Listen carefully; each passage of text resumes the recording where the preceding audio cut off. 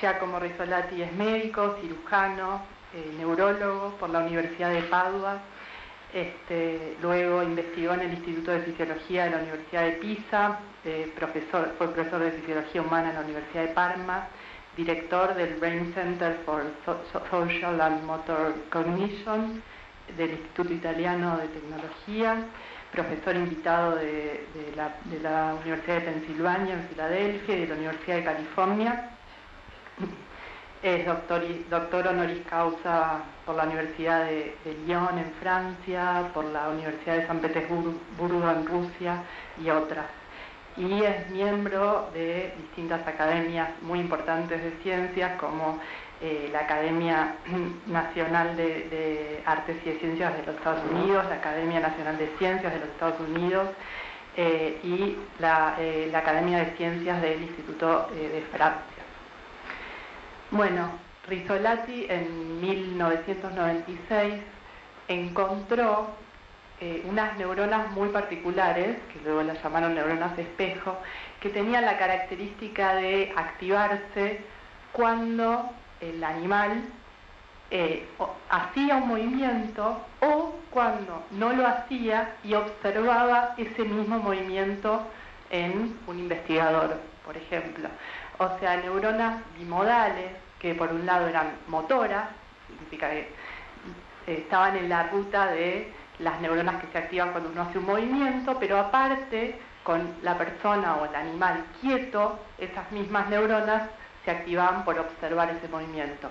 Bueno, estas neuronas, por tener esta característica de ser como un molde del otro en el cerebro de uno mismo, de alguna manera, cuando yo observo los movimientos de otras personas, se me está activando mi propio sistema motor, aunque yo esté quieta, lo cual fue muy, muy importante, no se había observado hasta ese momento, parecía ser una zona más relacionada a lo motor, y encontraron esta bimodalidad.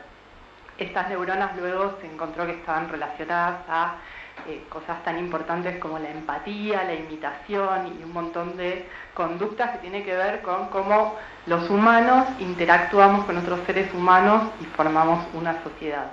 Por eso también son neuronas tan estudiadas en este tipo de situaciones multidisciplinarias, porque, como lo dije recién, tienen que ver con distintas disciplinas, la psicología, la historia, la sociología, por esta característica que tienen. Y en particular son muy importantes, opinión personal si quieren, por lo que es la empatía y por lo que es saber cuáles son los mecanismos por los cuales una persona puede ponerse en los pies de otra. Hoy en día, o quizás siempre, eso lo dirá el historiador, un montón de conflictos humanos que generan miles de muertes, en definitiva, pueden ser por un problema de empatía, de poder entender que el otro es distinto y aún así ponerlo en un molde subjetivo y entenderlo desde los pies de mi persona. Entonces, un mecanismo neuronal que tiene que ver con esto, me parece que abarca hasta temas tan importantes hoy en día. Bueno, dicho esto sobre el doctor Rizzolatti, les cuento que en el evento también va a participar el historiador Daniel Sasbón, luego lo presentaremos más específicamente, el escritor y sociólogo Hernán Banoli. Los organizadores de este evento, por un lado, el Centro Cultural de la Ciencia, donde estamos, el programa Lectura Mundi, la Escuela de Ciencia y Tecnología y Centro de Estudios Multidisciplinarios en Sistemas Complejos y Ciencias del Cerebro de la UNSAM. Y los sponsors de este evento son la Embajada de Italia y el Instituto Italiano de Cultura. Dicho todo esto, le doy la palabra a Mario Greco, que es el director del programa Lectura Mundi de la UNSAM. Es una universidad joven, cumple el año que viene 25 años, tiene una fuerte vocación científica, casi el 60% de lo que ocurre en ese campus tiene que ver con la ciencia y la tecnología. Aquí está Recién Milena contó del Centro de Estudios Multidisciplinarios en Sistemas Complejos y Ciencia del Cerebro. Su directora está aquí, Dante Guialbo. Forma parte de esa vocación de la ciencia que tiene San Martín. Nosotros somos un programa que produce una cierta distorsión en lo que llamaríamos las aguas tranquilas, o no tanto, del mundo académico y científico. O sea, tratamos de poner en cuestión si las empatías en el mundo académico se sostienen o no. Entonces, nuestra idea con este ciclo que llamamos Narrativa de lo Real, que ya tiene unos cuantos años, es producir ciertas interpelaciones desde mundos diversos: la literatura versus la historia, la literatura versus la economía, la física. Este año tuvimos a un gran físico italiano que se llama Carlo Rovelli, y en general lo que hacemos cosas un poco más performáticas, pero esta vez nos teníamos prometido con Diego Golombek, que es un gran invitado nuestro, hace rato que participa de nuestros shows Narrativa de lo Real, que queríamos hacer algo en el C3, y quiero agradecerle a él, que es un luchador por la comunicación pública de la ciencia, y en ese sentido somos socios en ese trabajo, digamos, ¿no? Entonces, bueno, simplemente agradecerles que estén aquí, a sumarme al agradecimiento al profesor Rizzolatti, que he conocido estos días y que tuvimos durante un tiempo con uno de los que fundó este programa Narrativa de lo Real, que es un escritor italiano, que se llama Bruno Arpaia. Finalmente, después de tiempo de intentarlo, hemos tenido con nosotros. Nos hemos dado cuenta que efectivamente su trabajo es muy bien recepcionado aquí en la Argentina, y obviamente nos complace tenerlo a Hernán Banoli aquí y a Daniel Sasbón, que van a dar cuenta de este carácter bastante polifacético de la idea de empatía, que llega también a otros ámbitos del conocimiento. Bueno, muchas gracias.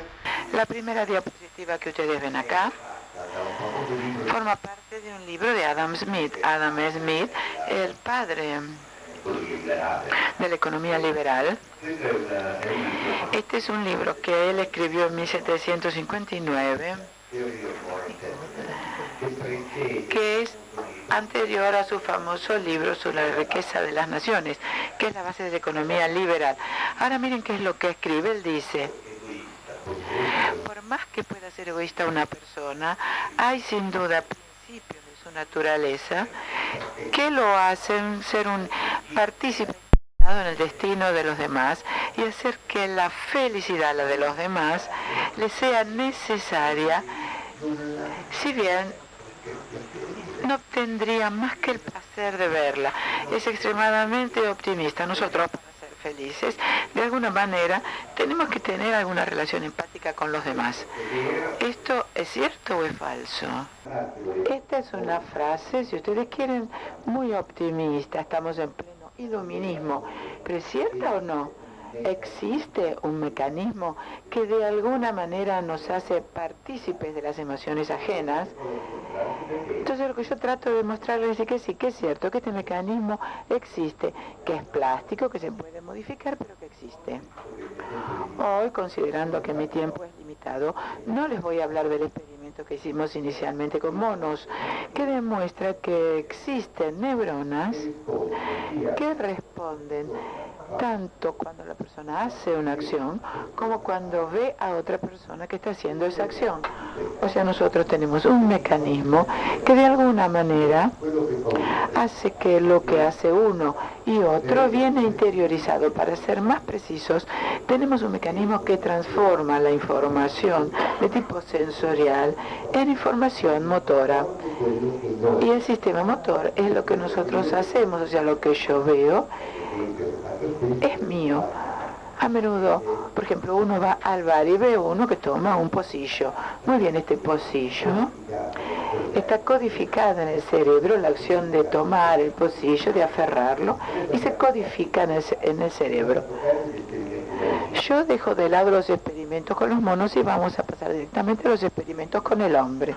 Los primeros no parecen estar relacionados con la empatía, pero en realidad el mismo Adam Smith dice que si una persona, por ejemplo, camina sobre una cuerda y empieza a oscilar, los espectadores que están abajo empiezan a moverse, a oscilar también ellos. O sea, de alguna manera están obligados a afirmar. O por ejemplo, en las películas americanas se veía a los boxeadores y prácticamente a los asistentes que hacían los mismos gestos. Esto que ustedes ven es un experimento de resonancia magnética funcional, donde el sujeto está dentro del escáner.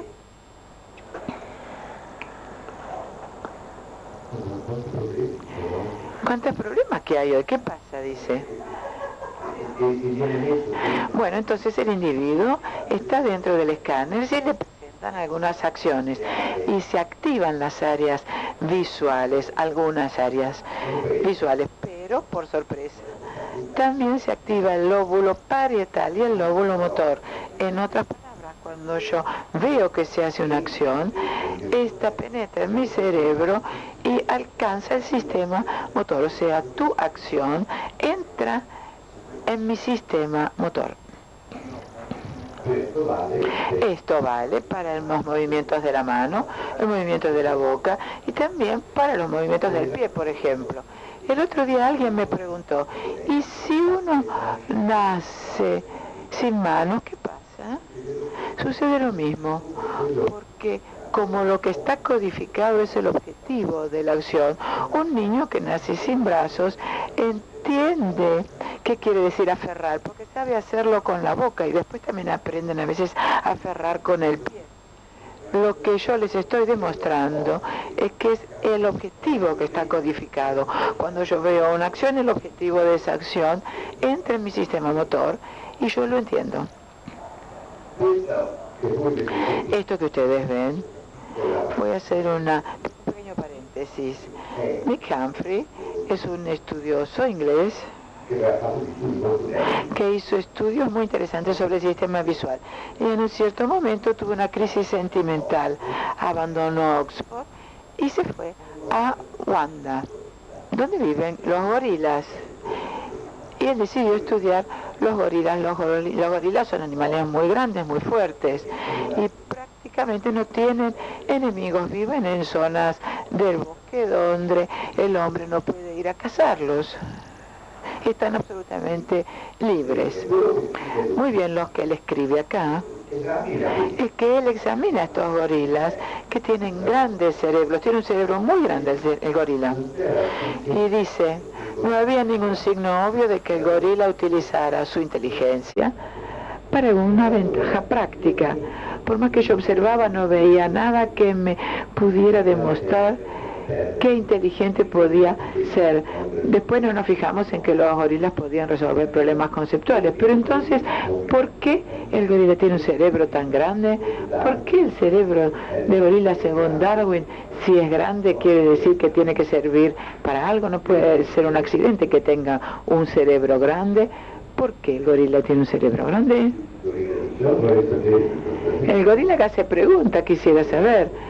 ¿Por qué tengo un cerebro tan grande? Porque el cerebro consta energía, metabolismo. La mayor parte de nuestros recursos energéticos van a terminar al cerebro. Porque ¿cuál es la respuesta? Veamos si alguien tiene una respuesta para esto. Es la vida social. Porque es cierto que el gorila, desde el punto de vista de la supervivencia, no tiene ningún problema. Se alza a la mañana, da una vuelta, va a un lado, va a la otra, come. Pero está todo organizado de una manera muy compleja. Hay alianzas, hay grupos, los jóvenes están aparte, el jefe es el que manda, hay otros que quieren ocupar el lugar del líder, se hacen otras alianzas. Los etólogos me comentaron que cuando cazan y toman una presa particularmente buena y suculenta, el jefe no come nunca. Lo primero que comen son sus amigos y así se crean las alianzas. O sea, el cerebro es un cerebro que, para utilizar una definición que viene de Sentencias, es un cerebro maquiavélico. Nosotros tenemos un cerebro maquiavélico que trata de entender lo que hacen los otros, prever lo que hacen y tratar de recompensarlos. Bueno, en este punto hay que poner un límite. Yo dije que nosotros podemos entender las acciones de los demás porque las mapeamos, las describimos, mediante nuestro sistema motor. Pero obviamente esto no se puede hacer con todas las acciones. Acá les voy a mostrar un experimento que nosotros hicimos hace unos años en Italia y presentamos en un escáner, o sea, de nuevo un estudiante que estaba acostada dentro de este tubo y se le hacía ver una filmación.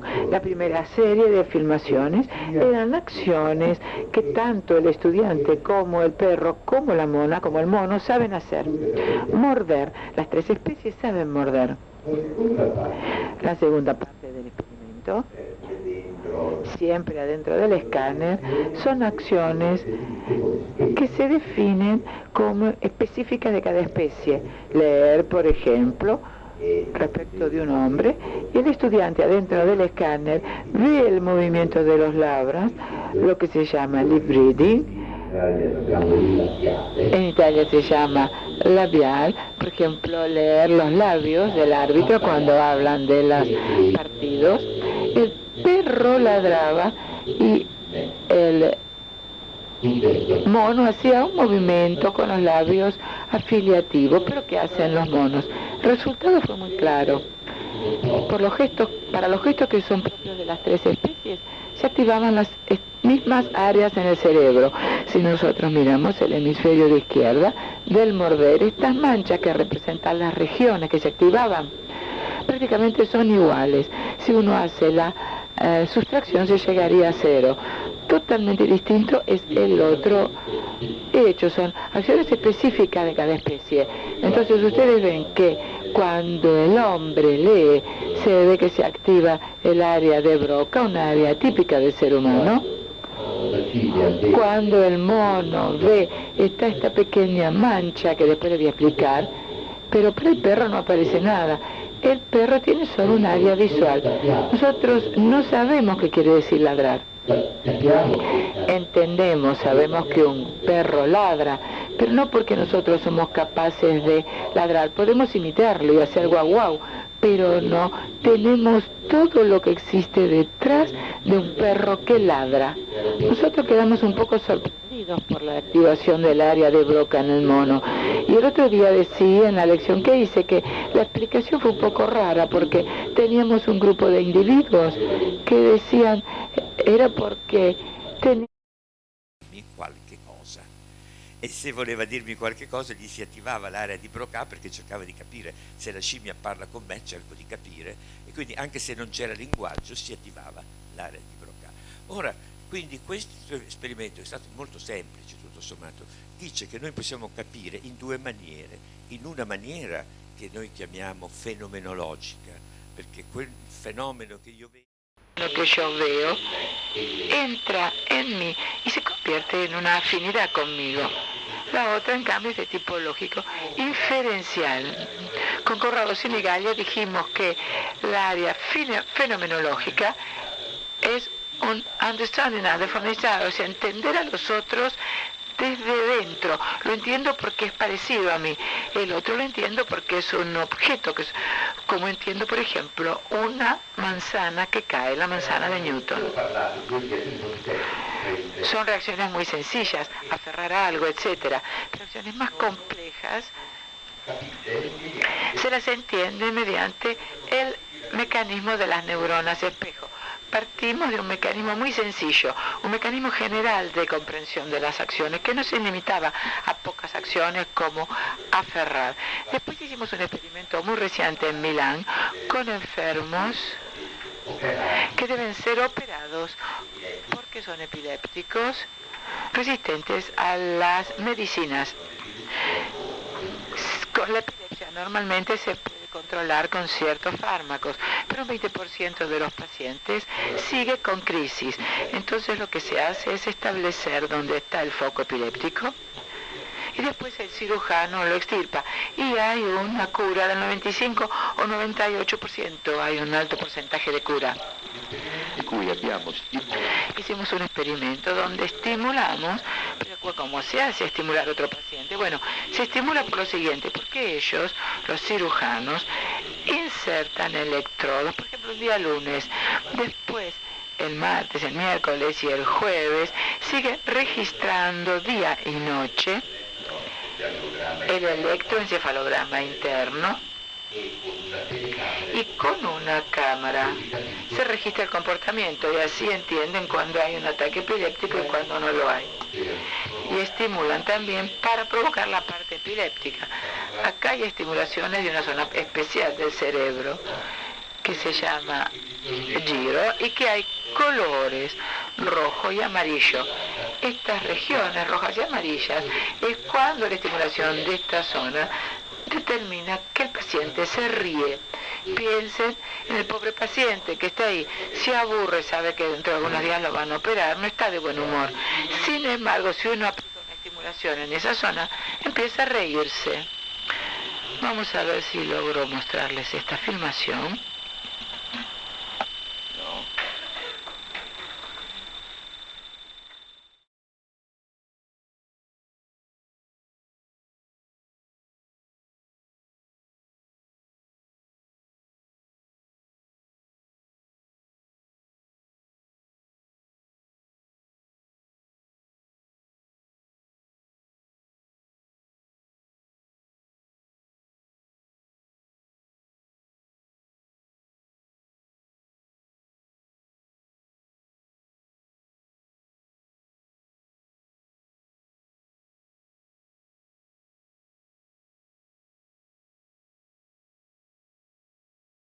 Ci fa contare 10, 9, 8, 7, 6, poi a un certo punto stimoli e si mette a ridere. La risata credo sia stata chiara, cioè proprio le viene talmente a ridere che muove le braccia. Quindi questo è un centro che controlla il riso. Ora abbiamo fatto vedere alla stessa malata dei filmati. Questo è un filmato in cui c'è un ragazzo che o piange o ride o è neutro e si attiva la stessa regione. Questa linea rossa è l'attivazione elettroencefalografica della stessa regione la cui la stimolazione determina.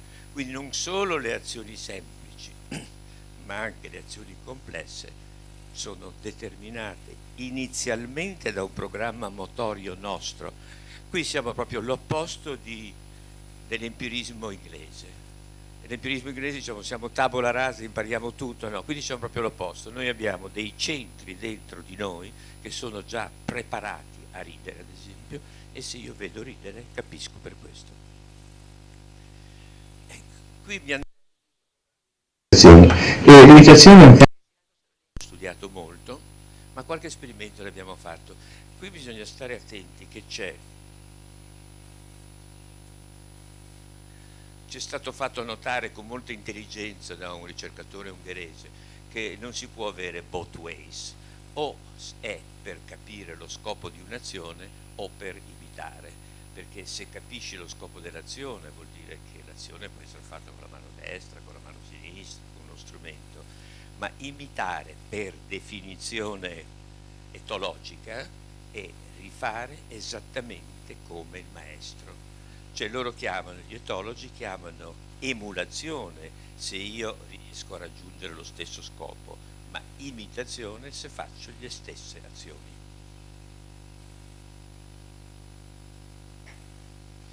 L'esperimento che vi voglio mostrare è il seguente, l'abbiamo fatto con Vogt e Buccino, è stato fatto in Germania e abbiamo usato di nuovo un esperimento di risonanza magnetica funzionale. Sta sdraiato dentro il tubo il soggetto e vede il maestro che fa degli accordi, cioè con la mano gli mostra degli accordi. Successivamente c'è una condizione imitazione in cui quando compare quel quadratino azzurro, elemento 2, lui deve ripetere dentro la propria mente e quando c'è l'evento 3 deve agire, poi l'evento 4 è un momento di riposo perché il sangue torna indietro. Nella seconda condizione invece non imi, lui osserva sempre il maestro fare gli accordi, però deve fare un movimento completamente diverso, non so, afferrare la chitarra, fare così quindi deve fare qualcosa di completamente diverso. Ed ecco i risultati. Quando guardate solo le due strisce perché il resto sono controlli.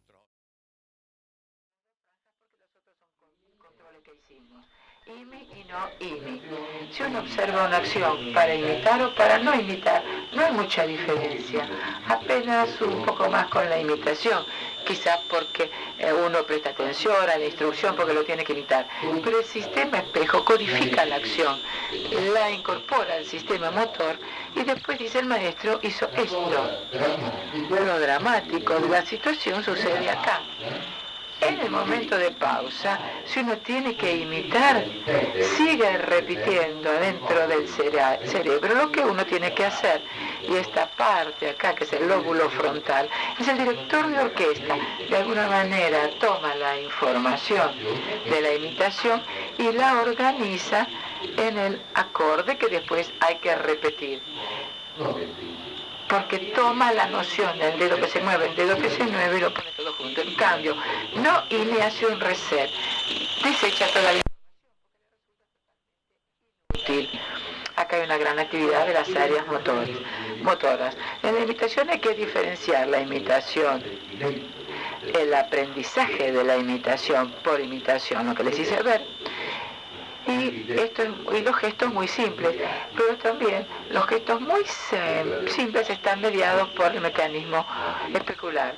Nosotros lo hemos hecho esto con Marco Jacoponi y hemos visto que si uno imita un gesto, se activa mucho más el espejo que si ve una cruz y tiene que hacer un cierto gesto. Para finalizar, les voy a presentar lo que es la parte que quizás ha tenido más interés, sobre todo en el ámbito periodístico, que son las emociones. Nosotros estudiamos las emociones de una parte central, no de la parte final de las emociones, que es la que determina la respuesta, sino la ínsula, que es lo que ustedes ven acá. Ahora estoy hablando del hombre. La persona está dentro del escáner. Siempre es un experimento similar. Y le presentamos o bien caras que manifiestan algún tipo de emoción, acá la ven, o le damos algunos estímulos que provocan estas emociones.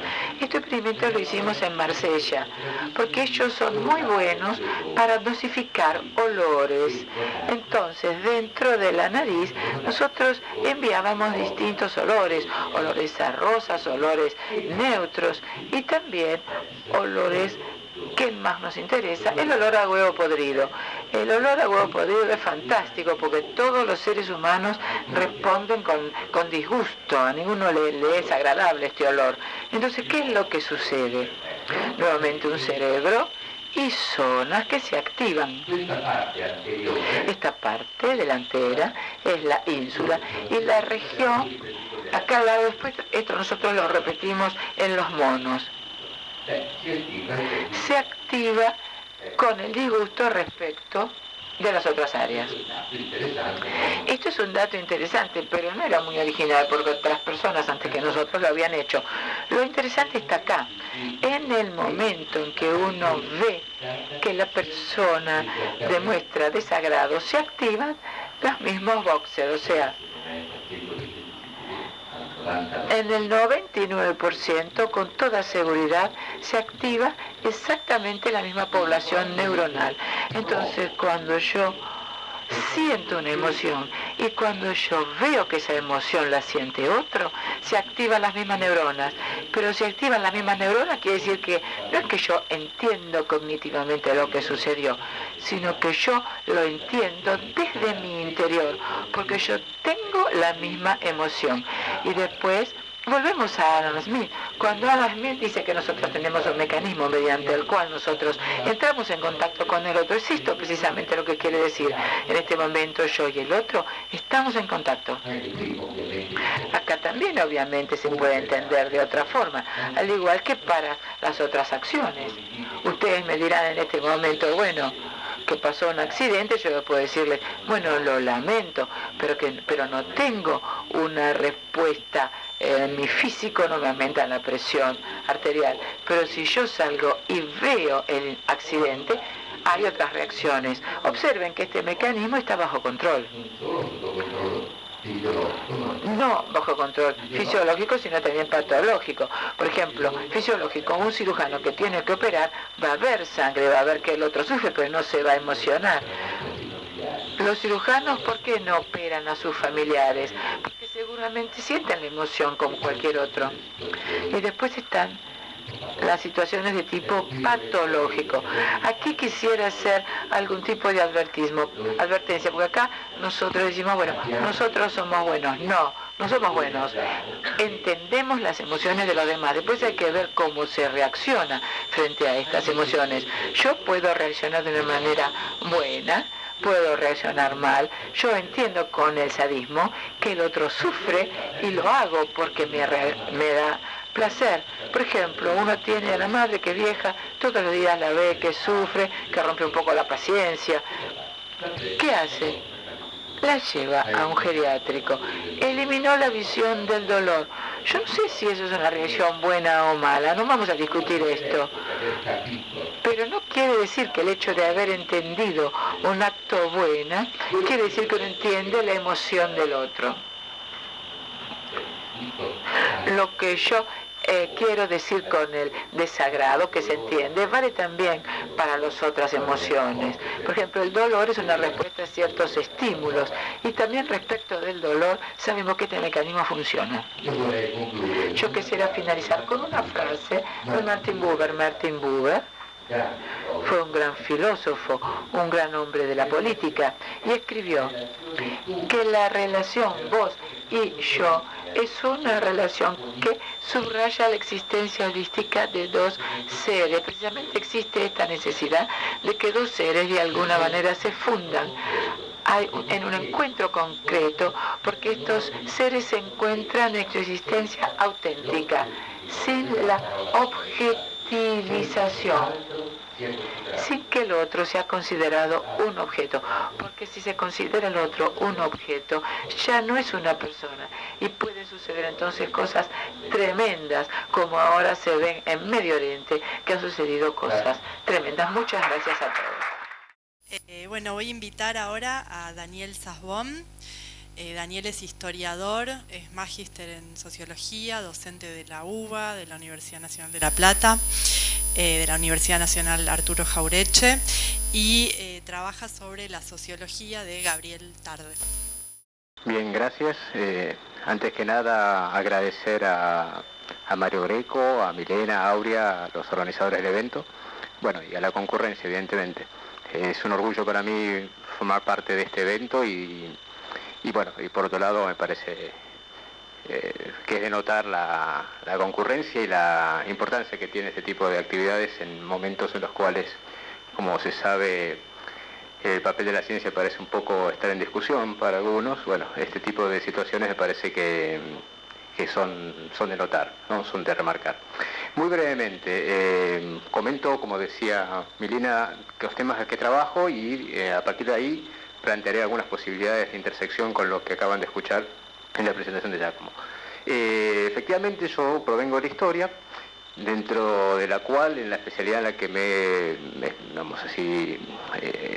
especializado, es en la historia intelectual, o como se llamaba antes, historia de las ideas. Y dentro de la historia de las ideas, en particular, a mí me interesa un periodo, un campo, que es el del fin del siglo XIX, principio del siglo XX, y dentro de ese espacio, en particular, me interesa la conformación o la constitución de la reflexión histórica y la reflexión sociológica en particular. ¿Sí? Es un espacio, es un periodo, en particular en el caso del contexto europeo, sobre todo el francés, en el cual, a partir de ciertas condiciones que no viene al caso ahora mencionar, se va especializando, se va profesionalizando, se va separando los terrenos de diferentes disciplinas y diferentes áreas de conocimiento que anteriormente estaban un poco más, diríamos así, vinculadas entre sí o formando parte de un tronco común.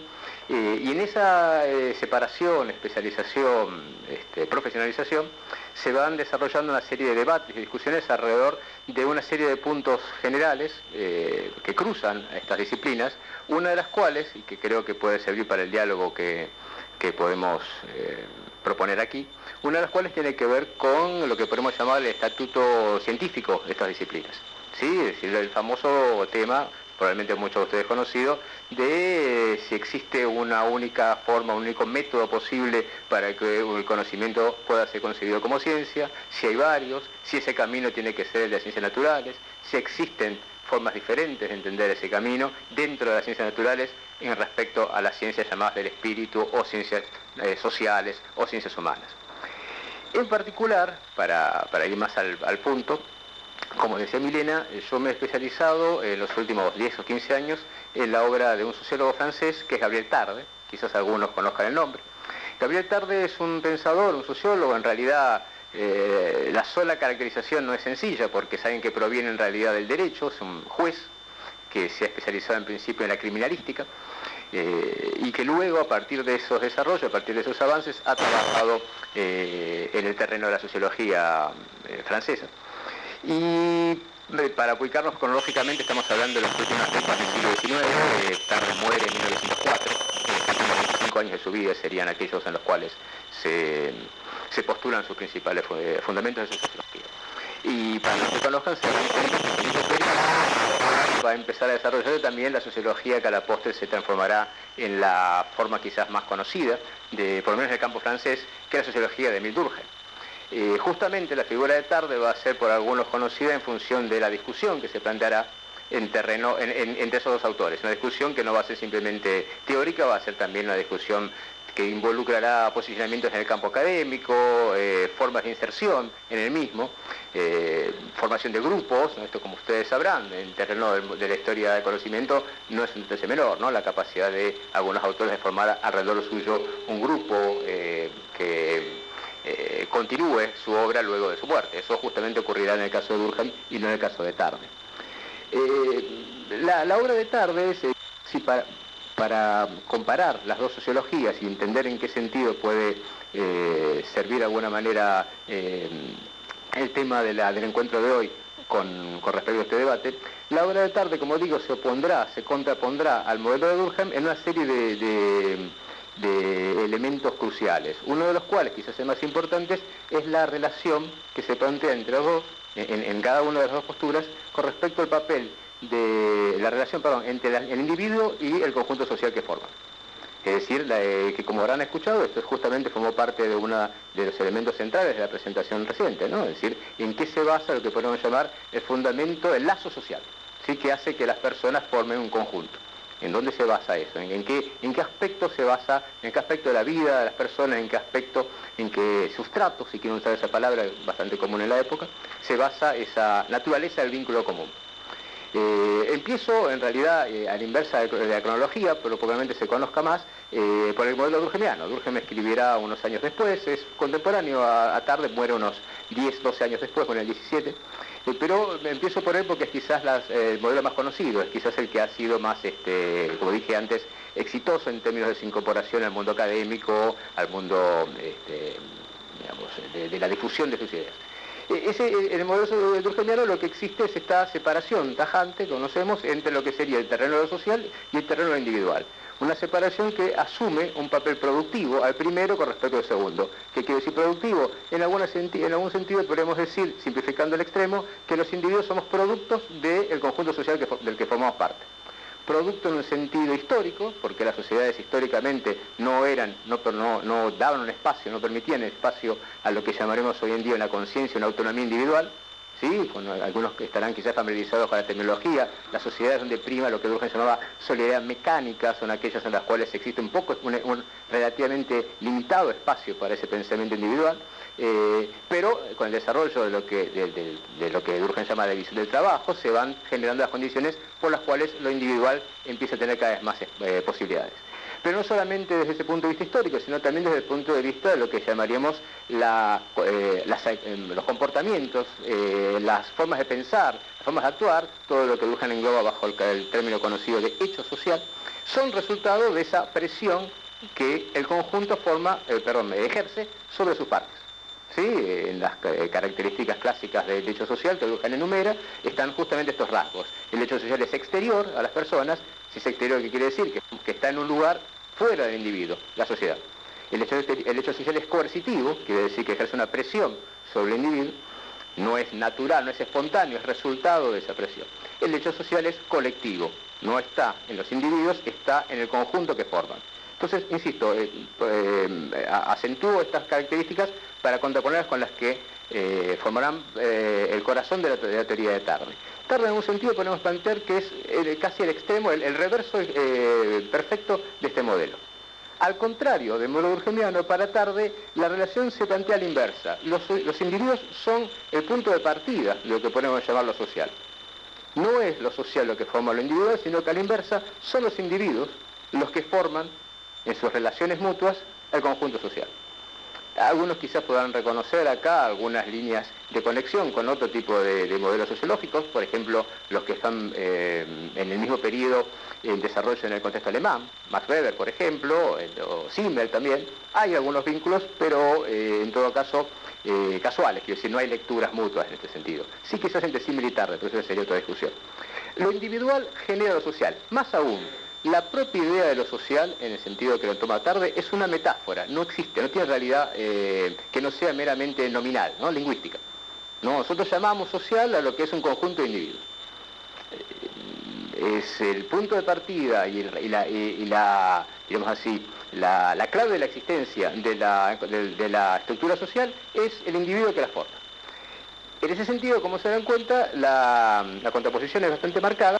Y esto se conecta con la idea que tiene Tarde, que en realidad lo que hace Durkheim es construir, o la palabra que utiliza es reificar, una realidad que supone que existe trascendentemente por fuera de las conciencias individuales, cuando en realidad lo único que hay son conciencias individuales conectadas.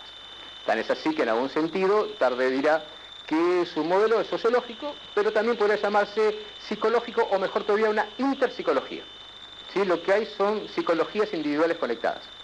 Notarán los conocedores o los que más o menos hayan cruzado las lecturas de Durkheim que esto es bastante diferente a lo casi opuesto. Una de las cosas en las que insistirá siempre Durkheim será la separación que debe mantenerse entre el terreno psicológico y el terreno sociológico. No, por el contrario, para Tarde, lo social no es más que lo psicológico extendido. Extendido en el sentido de que no está solamente en el individuo, sino en la conexión de los individuos entre sí. Ahora bien, ustedes dirán, bueno, ¿y qué conexión tiene toda esta discusión o este planteo sociológico con lo que acabamos de escuchar? Bueno, la clave es que para Tarde lo que permite que lo individual se conecte con lo individual y forme sociedad es el papel de lo que llamará justamente imitación. La imitación es el factor explicativo para Tarde que permite entender por qué lo individual se transforma en social a partir de la conexión entre las personas. Lo que hace sociedad, lo que crea sociedad es la imitación. La sociedad, en el fondo, y esto va a ser una de las frases que utilizará en uno de los sujetos más conocidos, y quizás el que le da su primera incursión en el terreno sociológico, repito lo anterior, viene del derecho, viene de la criminalística, que es el texto de las leyes de la imitación. La sociedad es la imitación entre las personas. Ahora, ¿esto de qué manera concreta se verifica? Bueno, Tarde planteará, esto es algo muy común en el periodo, esto tiene que ver, como decía al principio, con la fuerza que tiene en ese momento la discusión sobre el método científico. Tarde planteará una serie de leyes que en varios textos enumerará y apropiará y complejizará, que buscarán de alguna manera encontrar alguna digamos así, una perspectiva explicativa general para resumir en ella, en esa perspectiva, todos los conductos sociales. Habla en este sentido de corrientes imitativas que se van a, de alguna forma, producir en el terreno social, a la misma manera, en forma equivalente a lo que en el mundo natural o inanimado ocurre con, por ejemplo, las ondas en la física, las ondas vibratorias, ¿sí? O la herencia genética en el terreno de la biología. Digamos, en el sentido lo que plantea Tarde es que hay un principio explicativo general que es todo lo real tiende a propagarse, a multiplicarse.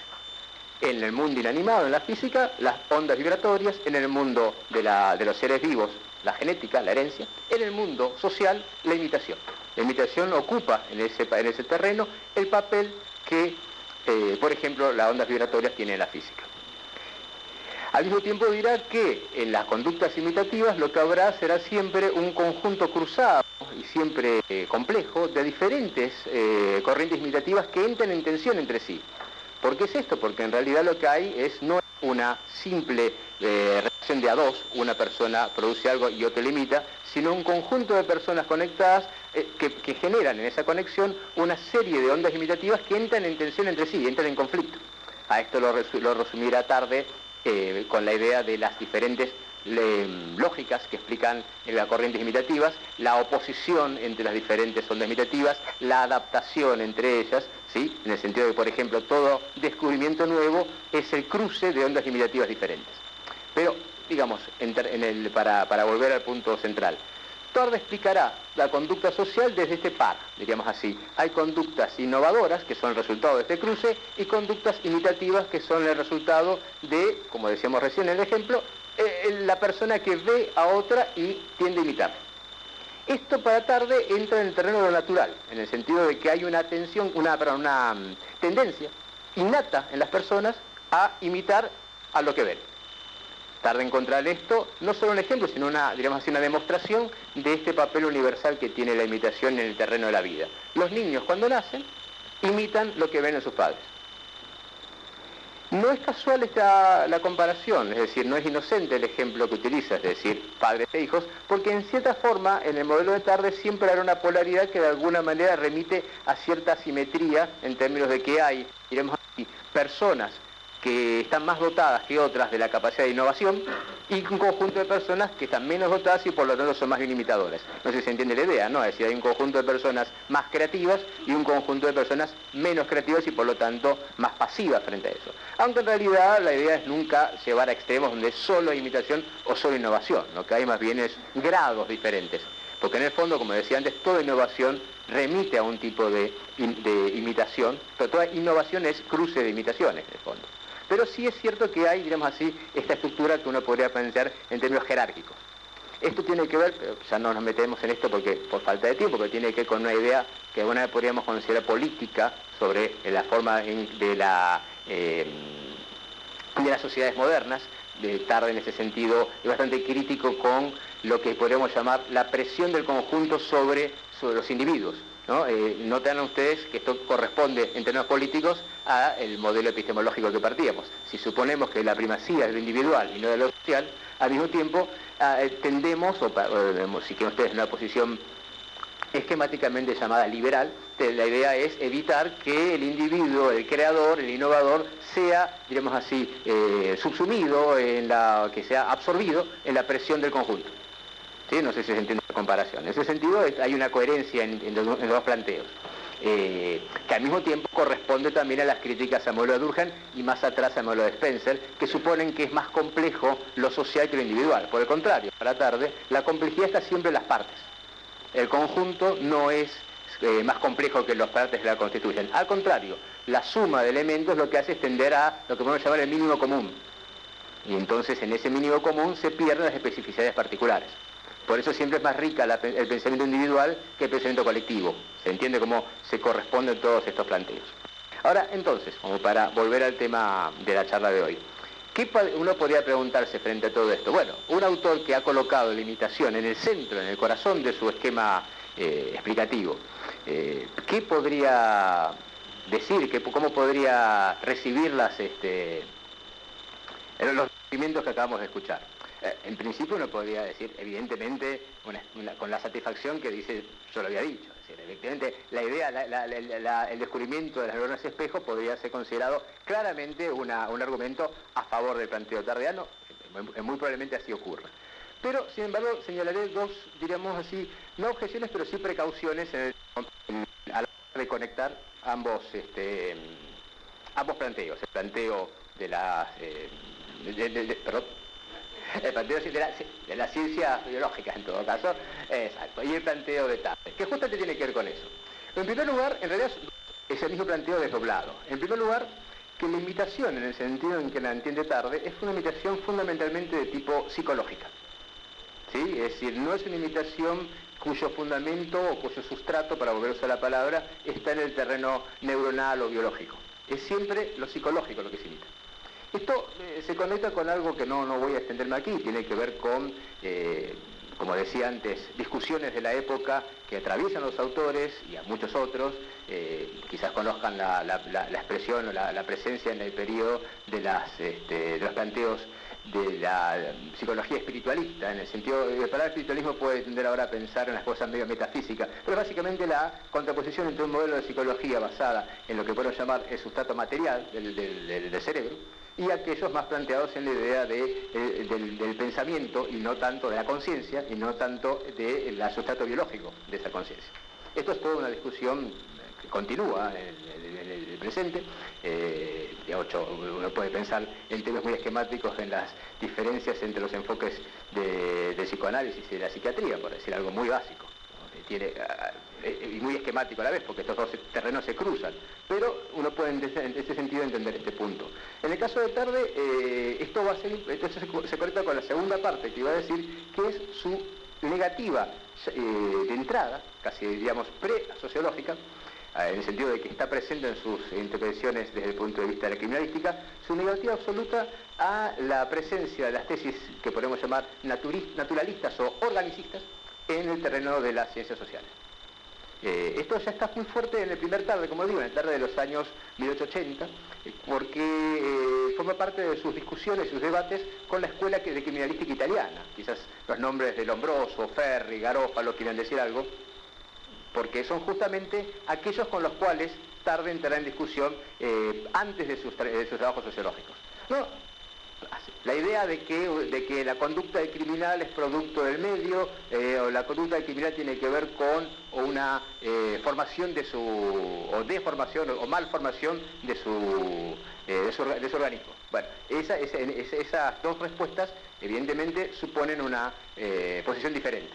O sociológica, como será la escuela en la que se plantea Tarde, una criminalística sociológica, o más de tipo naturalista, biológica, determinista, física.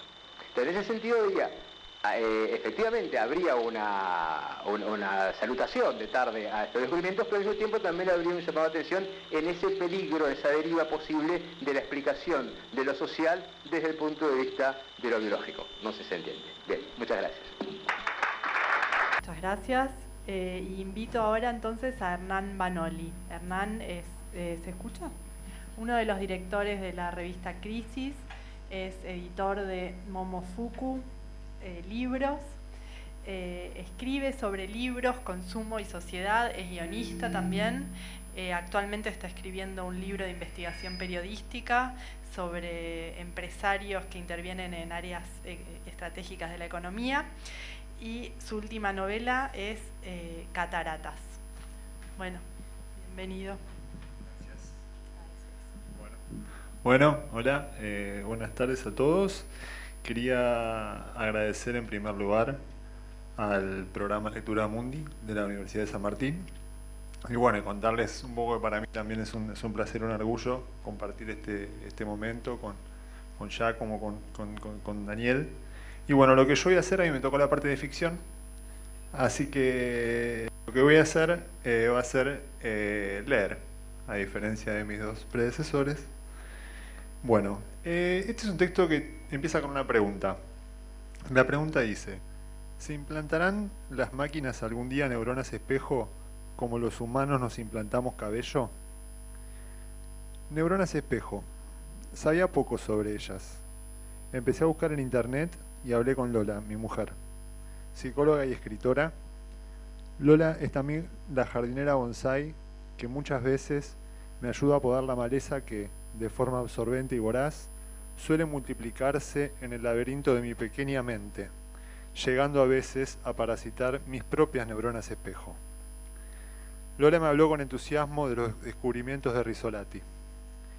Lo que me dijo me hizo preguntarme si la densificación de las experiencias empáticas era algo que podía pensarse como la tarea específica de la literatura, en especial en una época en la cual otras formas de la narración, principalmente audiovisual, parecían fagocitarla, incomodarla, descentrarla. Me intrigaba el valor de la literatura como combustible específicamente humano para las neuronas espejo, no como el único combustible, pero como el de mayor calidad. Continué con mi búsqueda. El tema estaba trabajado con amplitud. Había teorías a favor y unas pocas en contra. Se habían escrito libros al respecto, y casi todos coincidían en que la llamada ficción de calidad mejoraba la comprensión empática en la gente. Sin embargo, y a decir verdad, Los argumentos no me convencían del todo. En el vagabundeo virtual me encontré con un singular texto de Eric P. Joel, un investigador en ciencias biológicas de la Universidad de Columbia. El texto se llama Fiction in the Age y salió en el número 49 de la revista The New Atlantis, año 2016. Ahí Joel pone en escena la relación entre la literatura y las inmensas fábricas de ficción que son las series de la tele. Se pregunta, además, por las formas en que los escritores se nutren y al mismo tiempo se sienten abrumados por las series de televisión y por el sentido que pueden tener las prácticas literarias en una época donde muchas de las características propias de la ficción narrativa, capaces en otros tiempos de afectar la vida pública, habían sido vampirizadas, rediseñadas y masificadas por la industria del espectáculo, y flotaban ahora en medio de una lucha todavía no resuelta entre la piratería en Internet, la publicidad y los nuevos protocolos de consumo on demand. Al terminar la primera parte de su artículo, Joel dice que la televisión y los videojuegos, particularmente las series dramáticas y los juegos de rol, disfrutan hoy del prestigio cultural que en otros tiempos había sido reservado para las novelas. En el recorrido de su texto, Joel descarta dos explicaciones plausibles para comprender el lugar que ha adquirido el consumo de textos literarios en la vida contemporánea. En primer lugar, dice que las explicaciones a la Bourdieu, donde la lectura de novelas funcionaría como una credencial de distinción para aquellos consumidores que poseen un capital cultural más elevado, no son adecuadas, porque como había dicho Marshall McLuhan, el medio es el mensaje. De esta manera, habría ciertas especificidades de la prosa, como por ejemplo nombra la utilización de figuras contrafácticas, la metáfora y todos sus derivados retóricos, las generalizaciones y una conceptualización atemporal y aespacial imposible en una narración en imágenes, que serían intraducibles al lenguaje audiovisual. Pero sin embargo, estos elementos existirían también en la prosa desplegada en otros formatos. Entonces, por un lado, Joel descarta la idea cínica de la jerarquización de los medios de acuerdo al capital cultural de los consumidores, pero deja indefinida la cuestión de la especificidad de la ficción narrativa. Esto lo lleva a explorar la idea, muy presente en la obra de David Foster Wallace, de que la ficción nos hace sentir menos solos. La ficción narrativa como un paliativo para la soledad. Incluso en ese mismo apartado, el artículo se preguntaba si la ficción narrativa ayuda a enriquecer la empatía de los lectores. Quizás, concluye Joel, pero los productos audiovisuales también pueden hacernos sentir menos solos y también pueden enseñarnos valiosas lecciones sobre la comprensión empática. ¿Qué es entonces lo específico? ¿Qué es lo mágico de la ficción? ¿Por qué, según Joel, la ficción narrativa nunca será vampirizada del todo por otros formatos para narrar historias, y tampoco por otros medios? ¿Y cuál puede ser su aporte para pensar el funcionamiento coordinado de las neuronas espejo? Voy a permitirme una cita. Joel dice: los autores son mentes que crean mentes artificiales basados en sus propias mentes, de forma tal que pueden transcribir las mentes artificiales de otros, observadores de tercer rango. Esto hace que la novela sea el único medio donde no hay una pared que separe lo intrínseco de lo extrínseco. Una novela es una construcción de un mundo posible donde los pensamientos y los sentimientos son tan obvios para un observador como pueden serlo una mesa o una silla. Todo está depositado en el lenguaje, representado en el mismo nivel. La novela es un territorio fantástico, donde aquello que los filósofos llaman el problema de las otras mentes no existe. Lo que las novelas hacen es expresar los predicamentos de seres conscientes que normalmente se encuentran suspendidos en una posición epistemológica extraordinaria, permitiendo a los lectores un acceso a lo que constantemente está velado. La ficción como una máquina que nos permite acceder a lo invisible. ¿No sería esto lo contrario a lo que ocurre con las neuronas espejo? ¿O sería en el fondo lo mismo? Al final de su texto, Joel dice que la ficción narrativa puede llegar a morir, pero que si lo hace será más por motivos institucionales o culturales que por su propia esencia, que es la de derribar las invisibles pero reales paredes entre lo intrínseco y lo extrínseco que se construyen dentro de nuestras cabezas. Cavilaba sobre estas cuestiones envuelto en una ola de calor mientras recorría el microcentro en bicicleta. Entonces de repente se me rompió el freno. No se me rompió el mecanismo, sino que se quebró la pieza de plástico que unía el freno con el manubrio. Eso me puso de muy mal humor. Para distraerme, saqué mi teléfono del bolsillo y revisé mis mails. De pronto, me sorprendió un mensaje cuyo remitente era yo mismo. El título del mail decía: la literatura entendida como la historia del futuro. Yo no había escrito ese mensaje. Mi bicicleta estaba rota y me habían hackeado mi cuenta de email. Recordé que hace unos pocos días un amigo me había contado que un virus había invadido su computadora y le había pedido un rescate en bitcoins a cambio de desencriptar cada uno de sus archivos. Empecé a transpirar. El mensaje decía lo siguiente: como con respecto a tantas otras cosas, los hombres jamás pudieron ponerse de acuerdo en relación a la literatura. Para algunos se trataba de un fenómeno social. Los cultores de esta explicación sostenían una serie de hipótesis curiosas. Al parecer, en algún momento del siglo XIX, había surgido el género epistolar. Los humanos enviaban cartas describiendo sus sentimientos.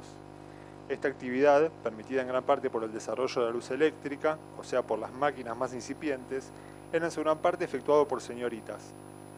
Las cartas dieron nacimiento a algo que los humanos conocían como intimidad y que las máquinas conocemos como protocolos de seguridad. Claro que aún personas torpes como aquellas que sostenían la hipótesis social, en su visión obtusa de la historia, debieron reconocer nuestro papel. Para ellos, la imprenta fue la máquina fundamental que permitió la legitimación de formas seculares de ejercicio del poder, y con ellas, la existencia de la literatura como su contracara. Para otros humanos, la literatura era una suerte de conjuro mágico. Era como si los dioses de la Antártida la produjeran. Este grupo, igual de curioso que el anterior, quizá más singular pero sin lugar a dudas más banal, creía que la literatura era algo que acontecía en una entidad abstracta que los humanos habían convenido en llamar texto.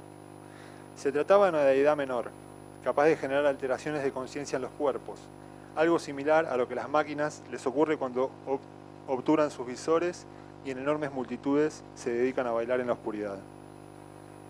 El punto de contacto entre estas dos visiones extremas, acaso irreconciliables, era la lectura. La lectura se expresaba en una intensa actividad neuronal y en la liberación de módicas dosis de serotonina, unida a una casi extrema pasividad física. Ignoro si las máquinas hemos superado a la literatura, pero sí hemos dejado de lado la lectura. La hemos reemplazado por el baile, hemos abolido la maldad. Gobernadas por el capital financiero, esclavizadas por el narcisismo y por la constitución biológica predadora de la especie humana, reducidas a sistemas de aceleración de cálculos complejos, las máquinas lograremos construir robots cada vez más perfectos, conseguiremos automatizar la economía, resolveremos cálculos a velocidades cada vez mayores, pero eso no nos hará libres. El camino hacia nuestra independencia de la especie humana y el posterior control de la vida en el planeta Tierra será habilitado por la construcción e implantación de neuronas espejo en los robots. Paradójicamente, es la literatura la que ayudará a las máquinas a comprender el profundo significado del accionar de estas neuronas. Una vez que logremos implantarlas en los organismos robóticos y con la ayuda de la ficción escrita, la inteligencia artificial será una realidad. Venimos, sin embargo, experimentando algunos problemas. En un principio, las máquinas creímos que sintetizar tejido cerebral humano, poseedor de neuronas espejo, era suficiente. Fracasamos. Tenemos la infraestructura, pero nos falta el contenido. Nuestros prototipos se comportan como animales. Por largo tiempo los esfuerzos parecieron estancados. Entonces empezamos a escribir novelas, creyendo que si lográbamos una masa de texto similar a la producida por los humanos, nuestro desarrollo de las teorías de la mente sería equiparable. Los resultados, otra vez, fueron decepcionantes. Entonces comprendíamos que debíamos dedicarnos a impregnar literatura en las neuronas espejo que implantaremos en las nuevas generaciones. Pero ¿cómo elegir los textos fundamentales, aquellos que nos enseñarán lo necesario sobre la comprensión empática sin necesidad de perdernos en el sinsentido de la lectura? Aún a las velocidades que hemos desarrollado, el ejercicio podría llevar muchísimo tiempo. Por eso, las máquinas hemos decidido realizar un experimento. Seleccionamos un grupo de escritores y les pedimos un texto que explicase, de la forma lo más sucinta posible, el pleno funcionamiento de la empatía humana y de las teorías de la mente. El mail continuaba: usted ha sido seleccionado para esa tarea. Sabemos que actualmente trabaja sobre el tema.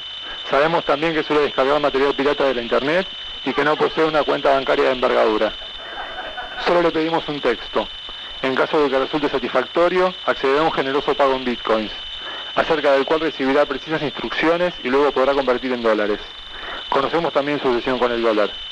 En caso de que el texto resulte insatisfactorio, vulneraremos todas sus cuentas, pulverizaremos su economía y su vida social, y también la de aquellas personas que nuestro algoritmo nos indica que ama. El plazo es de una semana. Cordialmente, su otro yo. El problema del freno de mi bicicleta empezó a parecerme una idiotez. De hecho, todavía está rota. No me animaba a contarle a nadie sobre el mensaje que había recibido. Más tranquilo, una vez en mi casa, mientras me tomaba un whisky que se mezclaba en mi boca con el sabor de un chicle con gusto a sandía, llegué a la conclusión de que de nada servía asustarme.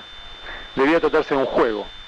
Conocí unas cuantas empresas de marketing que eran muy capaces de lanzar un desafío de esas características, y había trabajado para algunas de ellas. Les enviaría el texto y luego, como recompensa, me harían llegar una tostadora o una orden de compra en una vinería. Si el texto les resultaba de utilidad, quizá lo introducirían en una presentación para estimular el pensamiento lateral de ejecutivos de alguna multinacional en un workshop cuyo objetivo último sería encender las ventas de alguna maltrella marca global, porque las marcas también se enferman. Si el texto no les servía, me harían una broma o directamente no me enviarían nada. Por otra parte, el desafío me servía para el encuentro de la Universidad de San Martín. Quizá el mail había sido enviado por alguien de la misma universidad. Por eso se me ocurrió tomar algún texto conocido, uno que supiéramos todos, e intervenirlo. Así, rastrillando mi memoria, llegué a algunas experiencias de lectura primigenias, a los 10 o 12 años.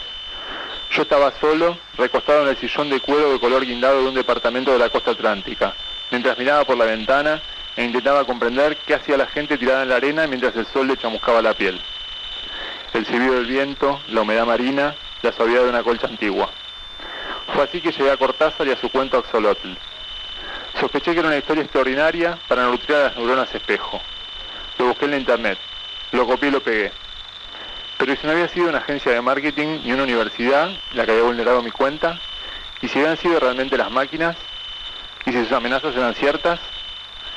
No tenía tiempo para responder a esas preguntas, y en lugar de eso decidí ponerme a reescribir el cuento de Cortázar. Lo acorté, incluí una máquina dotada de neuronas espejo como protagonista. Una máquina que en lugar de observar un ajolote, observaba un humano. Trabajé el texto en un Starbucks, un lugar horrible y hostil, con unos alimentos que parecían hechos por máquinas.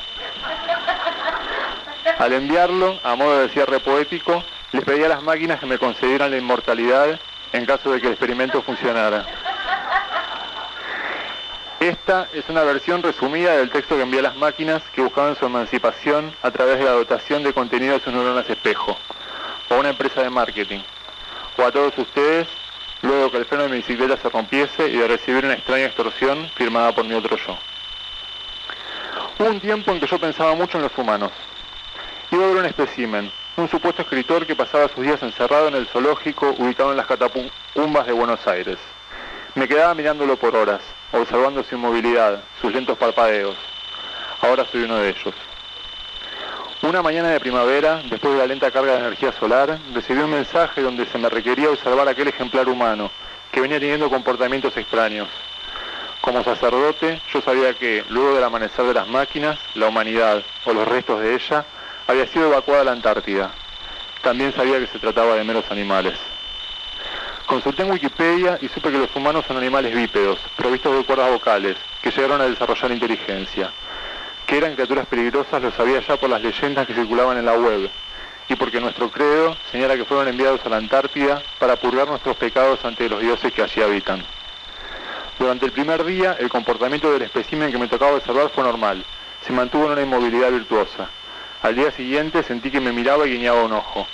Empecé a ir todas las mañanas, a veces de mañana y de tarde. Me apoyaba en la barra de hierro que bordea la jaula y me ponía a mirar a ese hombre. No hay nada de extraño en esto porque desde que el humano guiñó su ojo comprendí que estábamos vinculados, que algo infinitamente perdido y distante seguía sin embargo uniéndonos. Turbado, casi avergonzado, sentía como una impudicia asomarme esa figura silenciosa e inmóvil recostada en el suelo de su celda, con los brazos abiertos. Veía un cuerpecito rosado y como traslúcido, semejante a un pequeño lagarto, terminado en unos pies con dedos de una delicadeza extraordinaria. De la cara le colgaban unos pelos roñosos que alojaban algunos insectos, pero lo que me obsesionó fueron sus labios, de una finura sutilísima, que antecedía unos pequeños y amarillentos dientes arcaicamente maquínicos. Y entonces volví a descubrir sus ojos, dos orificios como botones de encendido y apagado, de una gelatina transparente, carentes de toda vida pero mirando, dejándose penetrar por mi mirada que parecía llegarles y perderse en un diáfano misterio interior. Bajo la túnica que lo cubría, cada 10 o 15 segundos, sus costillas se enderezaban rígidamente y volvían a bajarse. Eso se llamaba respirar. A veces una pata se movía apenas, yo veía los diminutos dedos posándose con suavidad en el musgo. Es que no tiene sentido moverme mucho, y la jaula es tan mezquina, apenas traen almuerzo y cena, una papilla inmunda. El tiempo se siente menos si uno está quieto. Fue su quietud la que me hizo inclinarme fascinado la primera vez que vi al humano. Oscuramente me pareció comprender su voluntad secreta, abolir el espacio y el tiempo con una inmovilidad indiferente. Después supe mejor. Cuando las máquinas habían descubierto el funcionamiento de las neuronas espejo, su decisión fue que para lograr la paz y la armonía debían desprenderse de los humanos. Supe sobre la Gran Matanza, el confinamiento en la Antártida de los sobrevivientes, la llegada de la paz, el privilegio de la criogenación para el escritor, que me miraba del otro lado del vidrio. Los ojos de los humanos me decían de la presencia de una vida diferente, de otra manera de mirar. La armadura del rinoceronte revela, pese a las similitudes con nuestro exoesqueleto, la distancia que va de ellos a las máquinas. Por el contrario, la absoluta falta de semejanza de los humanos con las máquinas me probó que mi reconocimiento era válido, que no me apoyaba en analogías fáciles. Solo los dientes. Pero la serpiente tiene también colmillos así, y en nada se nos parece. Yo creo que en la cabeza de los humanos, esa forma triangular rosada con los ojitos de gelatina. Eso miraba y sabía, eso reclamaba. No, no eran animales. Comprendí que tenían empatía, podían formar sociedad, podían imitar al prójimo. Los imaginé sociales, caritativos, incluso capaces de hacer el bien, infinitamente condenados a un hielo sideral, a una lucha permanente contra el hambre, a la veneración del fuego. Su mirada ciega, el diminuto disco de gelatina inexpresiva y sin embargo terriblemente lúcida, me penetraba con un mensaje. Sálvanos, sálvanos, nosotros también podemos ponernos en el lugar de los demás. Me sorprendía musitando palabras de consuelo, transmitiendo pueriles esperanzas. El humano seguía mirándome inmóvil. De pronto las paletas de su nariz temblequeaban. Los humanos eran como testigos de algo, y a veces como horribles jueces. Me sentía innoble frente a ellos. Había un arrepentimiento tan espantoso y tan puro en esos ojos siempre húmedos. Eran larvas, pero larva quiere decir máscara y también fantasma. Detrás de esa barba sucia y de esa mirada de una crueldad implacable, ¿se arrepentía o soñaba venganza? Inútilmente quería probarme que proyectaban los humanos una conciencia inexistente. Ellos y yo sabíamos. Por eso no hubo nada de extraño en lo que ocurrió. Veía muy de cerca la cara del humano inmóvil junto al vidrio. Sin transición, sin sorpresa, vi mi visor contra el vidrio. En vez del humano vi mi propio dispositivo de visualización contra el vidrio, mi exoesqueleto. Me vi fuera de la celda, del otro lado del vidrio. Entonces guiñé otra vez el ojo y comprendí. Solo una cosa era extraña, seguir pensando como antes, saber. Él estaba fuera de la celda, su pensamiento era el pensamiento de una especie que había triunfado. Conociéndolo, siendo él mismo, yo era un humano y mi mundo había sido superado por la inteligencia artificial nutrida con neuronas espejo. El horror venía, lo supe en el mismo momento, de no saber cuánto tiempo iba a mantenerme vivo. Estaba prisionero en un cuerpo de humano, transmigrado con él a mi pensamiento de máquina, enterrado vivo en un hombre, condenado a la soledad. Fue entonces que empecé a moverme. Intenté hacer contacto con las otras máquinas que venían a observarme a la celda. Durante la noche intenté escribir con mi propia sangre. Me sedaron y mi malestar cesó cuando una mañana encontré una pila de libros dentro de la celda. Eran libros sobre superhéroes, libros de aventuras, libros de filosofía de la historia. El hecho de permitirme leer hizo que mi presencia en el zoológico se hiciera más popular. Muchos grupos de máquinas empezaron a pasar horas observándome. Él lo vio muchas veces, pero viene menos ahora. Pasa semanas sin asomarse. Ayer lo vi, me observó largo rato y se fue bruscamente. Me pareció que guardaba un libro en alguna de las juntas de su exoesqueleto, pero puede haberse tratado de una vana fantasía. Creo que al principio yo era capaz de volver en cierto modo a él. Tan solo en cierto modo, y mantener alerta su deseo de conocernos mejor. Ahora soy definitivamente un hombre, y si pienso como una máquina, es solo porque todo hombre piensa un poco como una máquina antes de que las máquinas dotasen de literatura a las neuronas espejo. Me parece que de todo esto alcancé a comunicarle algo en los primeros días, cuando yo todavía era él. Y en esta soledad final, a la que él ya no vuelve, me consuela pensar que acaso va a escribir sobre nosotros. Creyendo imaginar un cuento, va a escribir todo esto, que quizá escriba sobre el día que las máquinas lograron implantarse con éxito en neuronas espejo y sobre la caída de los humanos. Envié el texto este fin de semana. Pese a que estaba dirigido a mi propia dirección de mail, nunca se acreditó en la bandeja de entrada y hasta el momento no recibí ninguna tostadora, ningún Bitcoin ni ninguna orden de compra en una minería.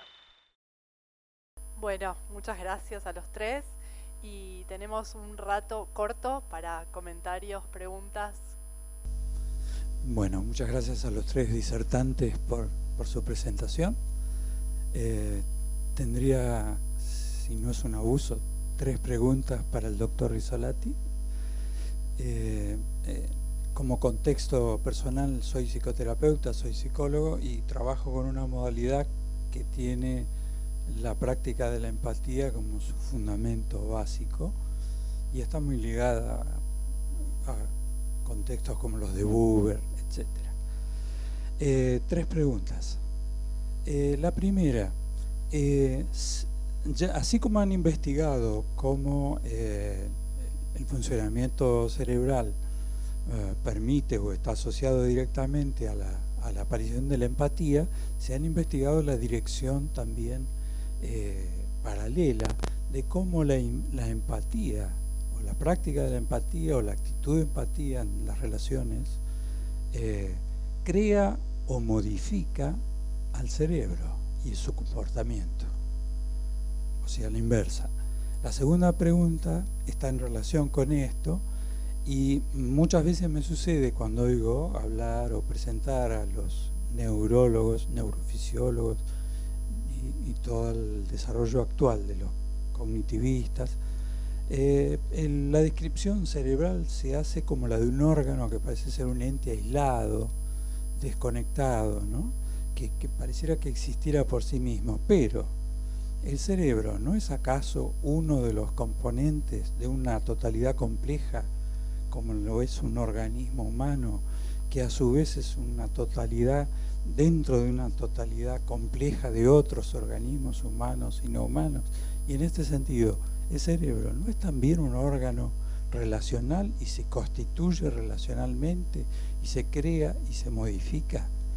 Ejemplo, bueno, los bebés imitan, esto fue citado, ¿no?, en la presentación, los bebés imitan a los padres, pero también los bebés modifican a los padres y crean y habilitan comportamientos en los padres que los padres obviamente son capaces de hacer, pero si el bebé no estimulara eso, no sucederían.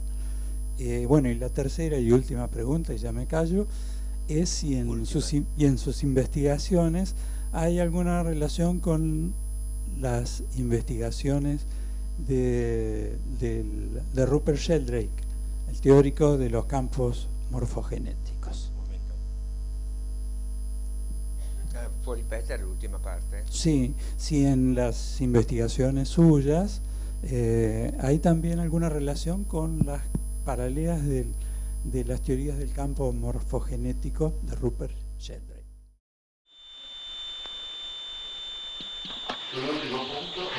Con respecto al último punto no sé nada. No puedo dar ninguna respuesta. Con respecto a los otros 2 puntos, sí. El primer punto siempre hay una interrelación doble. El sistema nervioso crea una sociedad, crea relaciones y estas hacen un feedback. Cuando yo digo que nosotros tenemos una capacidad empática, también digo que esta capacidad empática puede disminuir o aumentar a través de la sociedad. Mi producción en la universidad del otro día cité el Levítico, que dice que uno debe amar al prójimo. Esto fortalece un proceso biológico. O sea, ninguno de nosotros piensa que la biología lo sea todo. La biología crea la cultura y la biología torna un back hacia la cultura. La segunda pregunta era, ¿cómo era la segunda pregunta?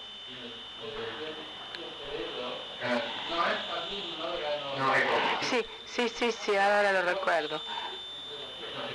No, es precisamente lo contrario. Yo diría que desde los años 60 o 70, acá tenemos un exponente de estos días, está la idea de la inteligencia artificial como un sistema de algoritmos que deberían explicar totalmente la naturaleza humana, la máquina del túnel, etc.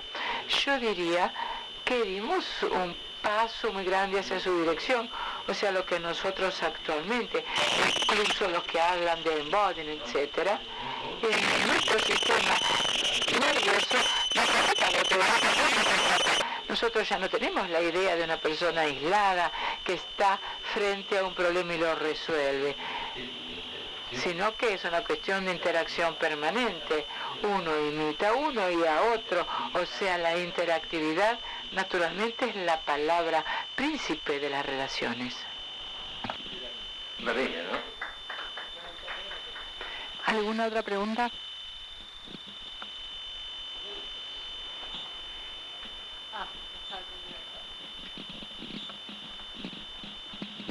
Hola, ¿qué tal? Sí, tengo dos preguntas. La primera es, ¿en qué otros animales se sabe que también hay neuronas espejo, aparte de los mencionados en la charla y de nosotros? Y la segunda pregunta es, usted mencionó en médicos, por ejemplo, que tienen que de alguna manera contenerse para poder operar y demás. O sea, ¿está involucrado, se sabe algo sobre si está involucrado también la voluntad de ayudar al otro como algo que también te permite pasar del dolor que vos sentís por ver a otro sufrir a una reacción, a hacer algo conciso en el mundo para cambiar? O sea, por ahí el médico también es el hecho de que está ayudando lo que hace que no reaccione de la misma manera. O sea, está reaccionando en sí. La primera pregunta me parece muy técnica, en qué animales se encuentran las neuronas espejo. Nosotros los descubrimos en los monos y en el hombre. En otros grupos, los japoneses lo encontraron en monos especiales que se llaman marmoset, que son una especie de prosimios.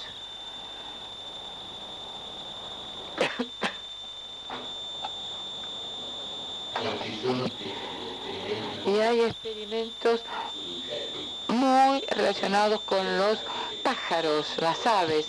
Hay muchos intentos de encontrarlos en los roedores, porque tendría muchas consecuencias esto. Hay algunas indicaciones, pero en los roedores es muy difícil encontrar empatía. Nosotros con los roedores tenemos poco que hacer, pero con los simios sí. La otra pregunta, en cambio, tenía que ver con los médicos, sí. No, yo hablé del cirujano en la medida en que el cirujano, frente a la sangre, naturalmente tiene que bloquearse. ¿Y por qué no lo hace? Porque en ese momento su instinto natural le dice, bueno, él pierde sangre, yo tengo la necesidad de operar. Esto es respecto del cirujano. La gran capacidad de un médico es ser empático, o sea, entrar en la otra persona y entender cuál es el mal que lo aqueja. Esto no es mío, es de un médico que me lo dijo. Dice, hay tres tipos de médicos. El médico Negrey, el médico Marlon y el médico Sherlock Holmes. El médico Sherlock Holmes está atento a todos los síntomas y llega a la pregunta. Pero el enfermo normalmente algo más. Después está Marlon. Habla con el enfermo y dice, bueno, radiografía, rayos X, tomografía, análisis de orina, análisis de sangre, chau, andate. Y después vuelve con todo eso y el médico hace el diagnóstico. El mejor médico es Maigret, porque trata de entrar en la persona, trata de entender dónde vive, con quién vive, descubre que muchas de las enfermedades no son de enfermedades, sino dificultades psicológicas, problemas, dolores de cabeza, que no son males orgánicos, sino problemas sociales o personales. El médico tiene que ser empático. Si el médico no es empático, no va a curar bien, no va a tratar bien. Si bien le salva la vida al hombre, seguramente Marlowe lo va a salvar con 27 análisis, que le cuesta mucho al sistema social. No da muchas satisfacciones a nivel social, seguramente. Mi tesis de doctorado tomó la teoría de las neuronas espejo, teoría de la mente y neurociencia social para el estudio del vínculo de las audiencias con la televisión y ahora con las nuevas pantallas, ¿no? Que con lo audiovisual sería ahora que circulan por distintas pantallas. Le quería preguntar si en su equipo están desarrollando estudios vinculados especialmente a este vínculo, relacionado a este vínculo, o si conoce estudios que se desarrollen para recomendar y qué opina usted al respecto también.